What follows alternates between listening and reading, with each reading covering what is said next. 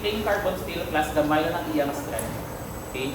So, hindi siya enough for the design. So, later, as an early stages, ginagamit si plain carbon steel, discover nila, matamaan kada lang po sa mga members nila. Kaya syempre, gamay ang strength mo, you need larger size of steel. So, in-improve nila ang plain carbon steel by adding alloys. Okay, so we have low alloy steel. So, this is iron and carbon plus other components, usually less than 5%. Okay, ang purpose ng additional components is to increase strength but reduce na saan ductility. And ang last, ang ato na high alloy or specialty steel. So we have similar to low alloy steels but with higher percentage of components. Hindi mas damo kang gina-add sa imong iron. Okay, maraming common types of steel na ginagamit natin for steel construction na importante din eh. Okay, wala ko kapasay na sa inyo ng ASTM designation, type of steel. Siyempre, wala man na-discuss. Kaya, ang mga types of steel ni, siyempre, kabudlay ni magambal nga mag-order ka pala, no? Kaya later on, we'll discuss advantages and disadvantages. Ang one of the advantages ni steel is ang uniformity sa components ng material. Okay na lang, discuss na lang. Yun daw sa concrete yung buwas na kumamit. Si concrete, ano usual nila ginobra before ka magbuo sa site? Ano ginobra ng kasitas? Mo nang mix kla, di ba? But can you assure kung mag-mix kla ka maliwat the next day, same job? Hindi, di ba? So hindi mo siya ma-assure na same ang mix every time. That is one of the disadvantage ni concrete. But still, uniform na siya. Kaya nga may gina-follow ka nga ASTM ng mga specifications and designation kung ano nga type of structural steel ang need na i-produce sa market coming from these three common types of structural steel na composition. Okay? Kaya kabudlay na nga pa-order ka steel, ano lang part, punta nila 1% na iron. Kasi order, wala sa muna. Okay? So usually, mga manufacturers, yung mga standard na nag-follow nila from ASTM. Pero ano meaning sa ASTM? American. O naman, basta may A, American na. Or association. Mag-check doon, anong A, American or association? Anong S? O steel. T. Types. Anong M? Lipat na ka mo, CTES, di ba? Tanan nyo ba lang ang mga procedures sa testing ng CTES are they covered ng ASTM? Meaning, standards na gina-follow. Even DPWH or private ng mga companies na ng mga testing procedures are compliant or should be compliant with ASTM. Hindi na pinagusto lang yung testing.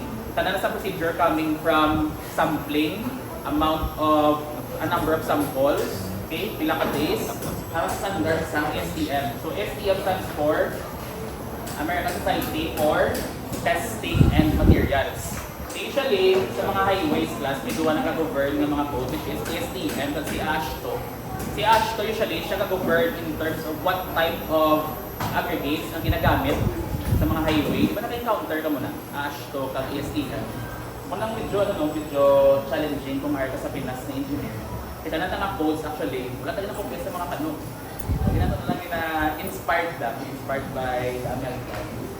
So kung gusto nyo class mag-aspire to become a well-known structural designer, okay, pwede ka maka-aim to become one of the members sa mga American Society.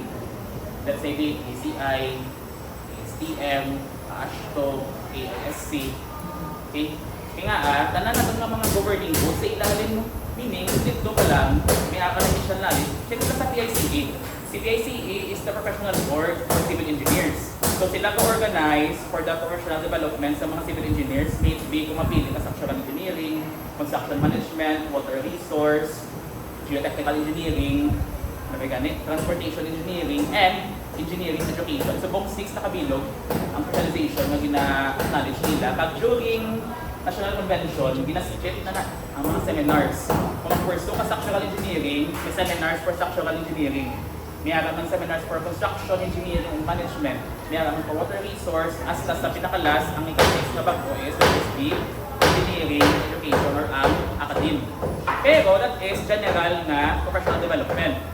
Gusto mo hindi mag-aspire na magtaas sa field or sa practice isang structural engineering, may mga other orgs pag na gusto mo yung tagaan. For example, ang naghimo sa NSCP, which is the Association of Structural Engineers of the Philippines. Okay, wala na sila lisensya, meaning, in order for you to become one of the organization, may mga certain requirements na sila. For example, to become one of ASEP, kinanglan that is 5 years ka nag-practice for structural engineering, meaning ka-design ka consistently for 5 years. Tapos i-recommend ka sa tuwang structural engineers. Tapos ang imo mga educational background, usually napakitaan kanila at least masters ka in structural engineering. Ang ilang nakamita. O what if sir kung construction management ko yan? May man. For example, same kay Miss Caras ninyo, kay Miss Ferrer. She is one of the Philippine Society of Quality Surveyors. Meaning ang ila, ginugura sila na ang specialized na organization na ilugura is pang qualitative lang yun sa cost estimates. Based sa construction management, damo man practice is mayara man project managers na pa, mayara man Philippine Association of Project Managers, mayara man Philippine Association for Quality Surveyors. Damo na sila mga mga subgroups. So kung gusto mo hindi maging specialized, sa inyo pag mag-doctor ka, di ba baka mag-doctor ka after mo kuha sa imo nga MD, mapili ka sa imo nga specialized track. So kung sa civil engineering, pwede ka nakapili. Okay, ano sir, piliin na. Kanan budlay. Budlay magpa-member sa Philippine Association of Project Managers. Kaya nga, kinanglan mo ka na project na nahandol. Nga tag-as ang amount sa project is at least 100 million. O kung mag-US ka, kinanglan, lawig mo experience. Mag-structural engineer ka, lawig mo experience. So meaning, tananta will start off at the same point after ma-acquire nyo ang license. Kung na ang ilan na bottom line, so once mo professional ka mo, hindi na same niya kami akong prospectus. Wala tayo prospectus, si mga prospectus sa PICA. Sir, gusto ko mag-structural engineer, mga iyo, paano nga subjects ko luwa? Hindi. Ikaw na mag-decide kung paano mo i-elevate ang imong professional career. Okay? And isa na si STM, STM Liwas. Sa mga association na gusto nyo i-aspire. Let's say gusto mo mag-specialize sa materials testing. So let's say ikaw hindi nakatukan, ma-perma. Muna usually mo, same sa DPWH, Materials Engineer 1, may Materials Engineer 2. Actually ako Materials Engineer 1, kung wala ako pasaka sa Materials Engineer 2. Kay Materials Engineer 2, pinanglan practical, kabalagin siyang actual or hands-on na materials testing. So test ko din siya, kaso kabisado mo yung ASTM. So kung gusto mo yung construction management ka, pag mas-specialize ka kay materials testing, meaning kung sa public, sa mga quality assurance division. From ikaw ma-secure na as per quality ang na-deliver ng construction process. So, pili ka first sa muna. So, part na also si STM kung gusto mo siya maging materials engineer or dala ka nga specialization. So, big names na sila. Una nga sa Amerika, ginasipak-sipak yun nila. Subong sa ato, may isa pa lang. Subong lang taga-start, nag-specialize sa isa-isa. So, sooner or later, mag-engineers ka mo, mga 5 years from now, pili ka mo sang track na gusto nyo. Siyempre, yung pinaka-lucrative na track is entrepreneurship. Hindi mo na yung kaya entrepreneurship, makontrol mo ang imong income. So, you can opt for construction, business, depende sa inyo. So, yan ang yung panindugan yung inyong kurso. Kita mo makakita sa mga graduate ng BSCE. Kaso, they feel na ang demand sa industry is very low. Kaya sila nga, hindi siya, meaning kung very low siya, kasi lingon nga jutay ang available jobs, tumutang ang nadamo sa engineers, gagamay ang rate. Muna nga kis agalabot 12K, ito 12K nga starting. Sorry ako na lang before sa mga nag-graduate, mga first job ko, 12K starting. Tapos mo na 12K for 8 months, tapos na-promote ko up to higher position. So, ang point na is, professional development. Na pinashare ko sa inyo ang mga orgs, ang mga governing bodies na dapat i-aspire ninyo nga mabilong nga mag-someday. Okay, so pina-aspire nyo man nga i-revise nyo ang NSCP 2015 base pala maging member kung uli isang asset, amo pa ni Japon na version, second edition. Di ba daw? Pati errors mo. So hoping na magawa ng NSCP 2024, kaya na-finalize pa nila ang NSCP 2024. Okay, let's go back to ASTM. So we have ASTM 836 or also known as 836 steel. Okay? So hindi hindi ginagamit ang plain carbon steel na mentioned earlier. Ang siyang pinaka-common before, pinaka-barato, kaya nga jutay lang ang alloy na mo i-add Meaning, after mo extract sa iron ore, is-melt mo na siya liwat nga mag-reduce ang amount of carbon, may ka sa plain carbon steel or mild steel. Kaya mo na siyang common na makita ninyo sa mga hardwares. Okay? So when we say A36, meaning ang iyang yield strength is 36 PSI. Okay, pero ang iyang ultimate strength is around 58 PSI to 80 PSI. If you will convert that, ang 36 PSI is equal to 248 MPa, or ang atong na ultimate strength is 400 MPa to 550 MPa. You don't need to memorize that. Kita ko later na gamitin na ako. Okay. Next, ang atong na ASTM A572 mag-grade 50. Di ba I-mention ko earlier, ang plain carbon steel, amo na ang pinaka-first na type of steel na ginagamit for steel construction. Kaso, gamay ang iyang strength. Bilang ang iyang strength? 36 ASI yielding. Tapos ultimate na is 58 to 80. So, nila, we need stronger steel. Kaya nga, ang ilang size ng projection na ginagamit for their design is dalagpo. So, ano siya, inefficient siya in terms of space utility, meaning magamay ang imo ng mga floor area. So, try na develop ang pagpo na steel, which is the ASTM A572 na grade 50. Okay, so this is the high strength and low alloy steel. Okay, so contains more elements that plain carbon steel has. So, iyang FY, since i-mention siya na grade 15, this is 50 PSI. Stronger siya compared sa A36. Okay, kasi A572 na-start siya revolutionize mga early 1980s to 1990s. Before sila A36 na lang namin. Meaning, may makita ka mo mga old building na made out of steel or bridges. Ano na siya tatan? A36. So, this is the conversion, no? So, for 50 KSI, 345 MPa, and for FPU, that is 450. And last, we'll have our ASTM A992. So, this is the dual grade steel, primarily used for wide flange and H piles. Okay. So, kung may na-mention, so, sa modern construction, rare na gina-recommend ang mga other types of shapes. So, usually, sa ginagamit is ang mga wide flange or ang I na pala I-shape na tangad beam. So, nga dual grade siya. Kay both properties of A36 and A572 can combine kay A992. Okay, so may tatlo tangka exist na ASTM specification for structural steel, which is ang A36, ang pinakauna git, kaso low on strength. Pero common subong sa market. Ang A572, higher strength siya, pero ang iya problem since nagtugang sang alloy, low ductility. Amo nang disadvantage ng A572. Pero kin-improve nila kay A992. Ano yung uniqueness kay A992? Okay, this is commonly used now sa US for their across shapes. And anong i-improve sa iyang physical property? Ay since ginagamit siya for high-rise structures, okay, uniform ng iyang mechanical properties designed to provide better resistance to atmospheric corrosion than conventional na mga carbon steels. So meaning si A992, ang muna latest version sa mga structural steel na design for high-rise building. Kasi syempre kung mas taas yung mga building, mas exposed to weather.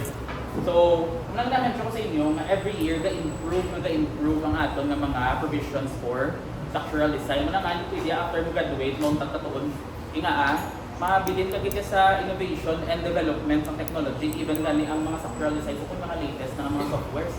Dapat keep up, updated to mo always kung anong mga latest trends natin, and you can provide that or you can acquire that if you keep on attending sa mga seminars ng inyong mga professional works.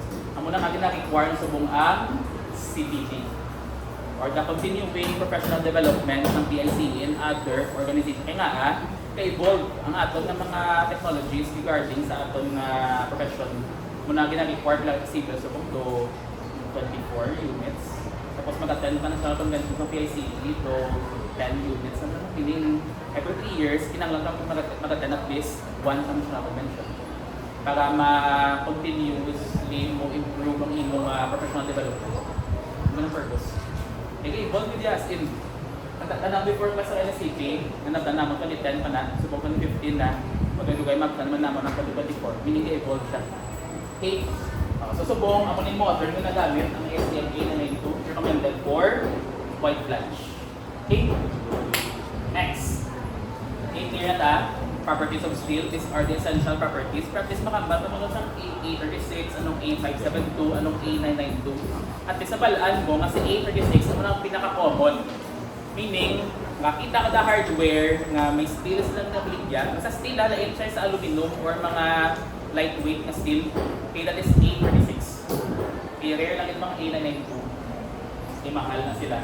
Kita, advantages. Mr. Rodero, give me one advantages ng structural steel.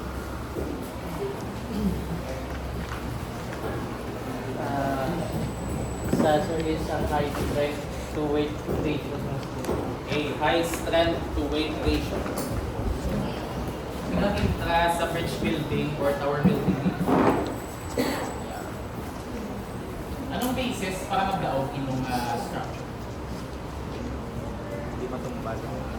So, hindi matumba. For sa bridge building, anong nabasihan na mag-scoring? In a way, tapos i-compare sa amount of weight na naman na-carry niya. So, meaning this is the strength to weight ratio. Meaning, the amount of strength, meaning pusog siya na mag-an. O, nga importante ng pusog at mag-an. Kaya hindi na pwede class na pusog imo nga bridge, pero bugat sa kanya kung bugat siya, meaning more amount of materials needed nimo pag inefficient ang imo nga structure in terms of resisting the loads. Kaya nga, instead of resisting additional loads, mas i-carry niya pa ang iya nga weight before sa iya nga mga additional loads na to. So si steel, it is well known for its high nga strength to weight ratio. One common pattern class, ang advantages ni steel is also disadvantage ni concrete. Ang muna makita niyo mga pattern. Kaya nga sa concrete, anong iya nga disadvantage in terms of strength to weight ratio? Si concrete book at gidya. Kabalo ko pilang unit weight sa concrete na nagamit nyo, diba? 23.5. Tsakto? Pilang unit weight sang steel? 7. O mas bugat po ginagawa, 77 na, diba? 78, 70 plus na siya. Mabugat. Pero, when it comes to the sizes of members, sinong mas dako? Steel or concrete? Concrete. Concrete nga. Kasi concrete, ang iya nga compressive strength is around 21 MPa, 28 MPa. Pilayin nyo yung mga design strength tigat pag design mix nyo. 36. Naka 36 na mo, naka 32. Try to compare that sa kay steel kanina. Pero hindi naman ako. Naka 36 sa mawag? Naka 36 sa mawag? Hindi, ang ginalak ko sa 36. 345 MPa Pasal ka mo late? times 10 36 compared kay concrete. So meaning, kung dako imo nga strength, anong imo nga makonclude nga member size? Mas gamay. Mas gamay siya, meaning, ang imo nga strength to weight ratio in terms of the beam imo nga member sizes is mas dako mas strength to weight ratio. So mas mag-ani imo nga building, but pusog siya. Muna nga, ang mga steel structures, manong simot, kung i-design mo sila with the same loads, mas gagmay ang mga beam nimo compared sa mga concrete. Amo gina yung disadvantage niya. Okay? Next, kaya ko number, Mr. Rodero, 1 to 47. 43. 43. Mr. Solita.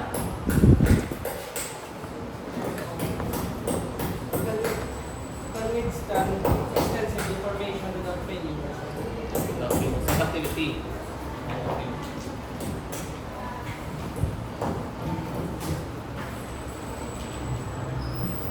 Since yung naman earlier, nasa steel, kaya kung ano kasi mo, may 2 stages siya.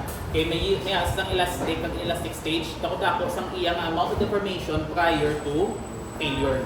Ano meaning sinin? Meaning, ang mga steel structures are ductile in nature. Anong iyan ang significance? Meaning, hindi siya dali-dali mag-collapse ang building once maputang ka sang mga loads nimo. Ano ang analogy dira? For example, try to imagine ang tayo na paglabay sang salakyan, mag-crack na yun. Meaning, makulapsa. Pero kung ano siya, ductile siya, isang gabaho ng taytay mo, hindi mo siya mag-collapse. Kaya nga ductile siya mo, meaning high ductility siya, hindi pa siya mag-fail prior to collapse o mabugto ang taytay nito. Okay? And may advantage na siya sa mga high-rise building natin. Okay? Okay, ito number, Mr. Solita, 1 to 47. 10. Mr. Consing. Ang durability. High durability. Pwede mo explain durable in what sense? Mas galast siya longer kumpara sa mga concrete. Why? Tungkol sa na-mention mga high temperature. Strength. Pero hindi mag-last longer, that's not purely based on loads mo. Kaya kasi ang mga environmental factors, hindi exposed siya sa Gaano siya sir mas resist sa mga cyclones, earthquakes, mga storms. In what sense?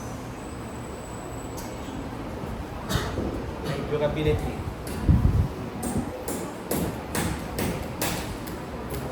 Shaping, sige ka start mo sa isang property which is, ano yun? Hardness, di ba? Kasi di ba hardness is meaning the foam resistance to abrasion, so di siya didali ma-scratch off ang imo nga mga material, unlike a concrete, di ba? Si concrete is dali siya kung abrasive siya, nung imo nga word, kung abrasive, ma-abrase. Ano, mapakit, kasi sa mapakit, kung isa yung once lang, kaya mapakit, unlike a steel yan man siya, na dako air resistance to abrasion. So, meaning, high durability. Okay, Mr. Consing, give me number 1 to 47. 24. Miss Samlan.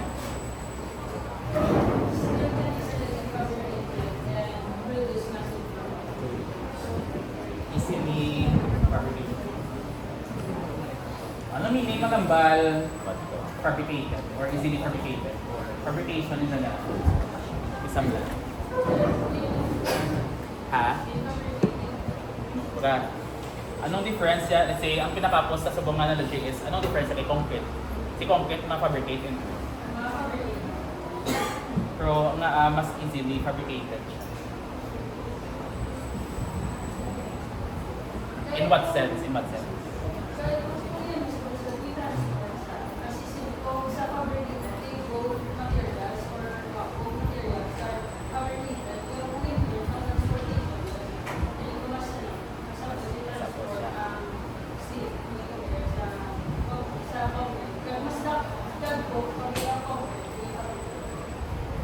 So since kita mentioned earlier, na si steel is may high na stratoweight ratio, meaning mas gagmay members, mas magaan siya compared to concrete. Kung i-prefab mo siya, may say prefab or fabrication, usually ang ato na construction methods is pasulod na po from ground,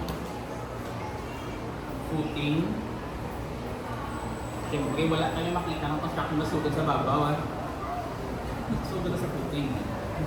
Tapos after na ang imo ng mga substructure ni column sa dati ng concrete. Okay. Tapos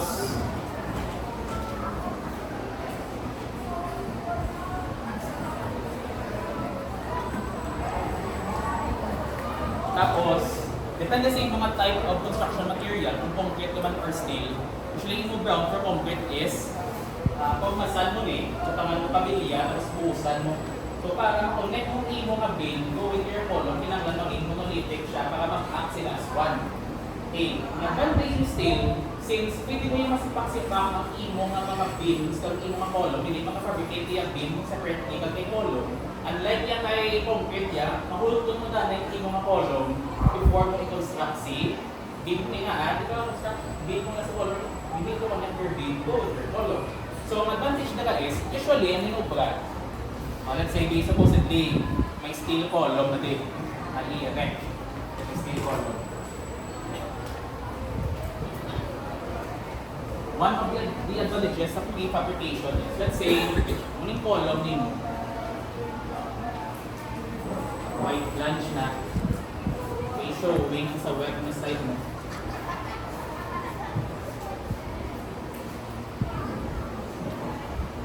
Okay. And supposedly, may ma-connecting a beam.